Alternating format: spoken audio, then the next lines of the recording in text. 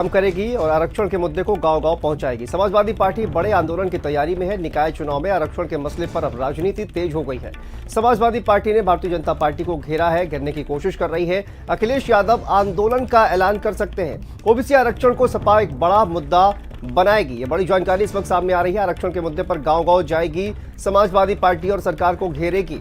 इस मुद्दे पर ओबीसी आरक्षण को एक बड़ा मुद्दा बनाने की तैयारी में है समाजवादी पार्टी और इसको लेकर अखिलेश यादव एक बड़े आंदोलन का ऐलान भी कर सकते हैं। तो आरक्षण के मुद्दे को गांव-गांव पहुंचाने की तैयारी में है समाजवादी पार्टी।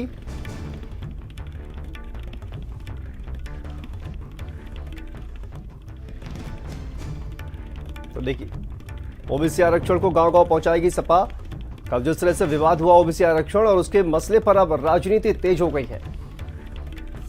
और इसी खबर पर हमारे साथ संवाददाता सीमाब नकवी जुड़ गए हैं। सीमाब, देखिए, अब जिस तरह से ओबीसी आरक्षण को लेकर विवाद हुआ और उसके बाद समाजवादी पार्टी इस पूरे मुद्दे को गांव-गांव पहुंचाने की कोशिश कर रही है। कहा यह जा रहा है कि इसको लेकर एक आंदोलन जो है वो भी हो सकता है। देखिए, जाहिर है कि समाजवादी पार्टी को अब सरकार को घेरने का मौका मिल गया है पूरी तरह से, जब से हाई कोर्ट का फैसला आया है।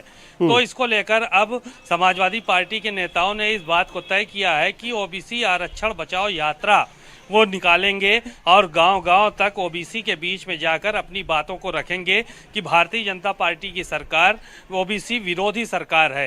नरेश उत्तम पटेल से अभी थोड़ी देर पहले ही बातचीत हुई भारत समाचार की, तो उन्होंने साफ तौर पर यही कहा कि जो सरकार की मंशा थी वो ओबीसी आरक्षण को लेकर ठीक नहीं थी। शायद यही वजह थी कि हाई कोर्ट ने इस पूरे मामले पर रोक लगाई और नए सिरे से आरक्षण करने की बात कही है आयोग के द्वारा।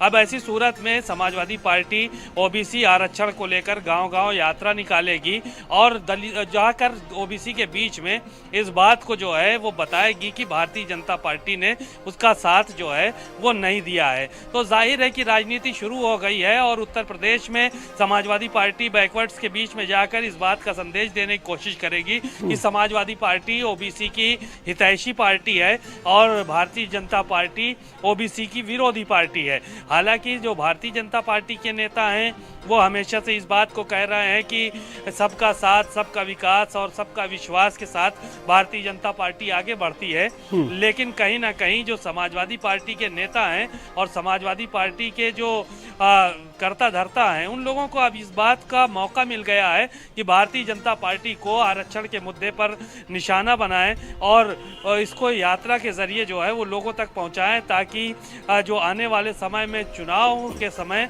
ओबीसी जो है वो ज्यादा से ज्यादा समाजवादी पार्टी से जुड़े। तो इस तरह की तैयारी जो है वो समाजवादी पार्टी ने करना शुरू कर दिया है। बिल्कुल सीमाब, और अगर बात की जाए जिस तरह से कहा कि आरक्षण बचाओ यात्रा समाजवादी पार्टी की तरफ से निकाली जाएगी, तो इसका जो वक्त है उसको लेकर कोई जानकारी सामने आ रही है? क्या इसका कोई वक्त निर्धारित किया गया है अभी तक सीमाब?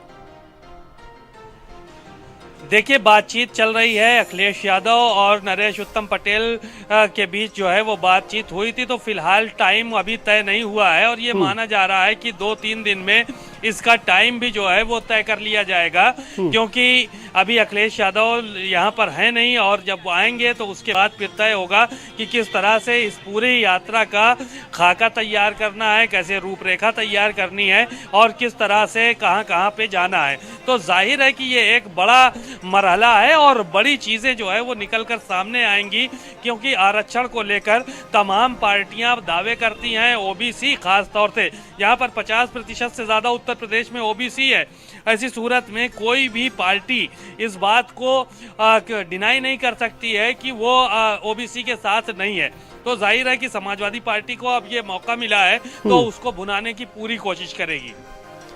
बिल्कुल सीमाब, और देखिए, जिस तरह से अगर देखा जाए कल सरकार की तरफ से तमाम कहा यह गया कि सफाइयां दी गई। जिस तरह से ये पूरा जो एक तरह से फैसला आया और उसके बाद सरकार की तरफ से तमाम सफाई दी गई और ये कहा गया कि देखिए, आयोग बनाने के लिए भी निर्देश दे दिए गए मुख्यमंत्री की तरफ से। हालांकि सरकार पूरी कोशिश कर रही है कि ये जो एक संदेश कहा जाए कि जा रहा था कहीं ना कहीं, उसको पूरी तरह से डिफेंड करने की कोशिश सरकार की तरफ से की गई। केशव प्रसाद मौर्य का ट्वीट आया, तो सरकार भी कहीं ना कहीं पूरी कोशिश कर रही है कि ये जो एक संदेश जा रहा था इस फैसले के जरिए, उसको कहीं ना कहीं उसको डिफेंड किया जा सके, उसको बचाया जा सके।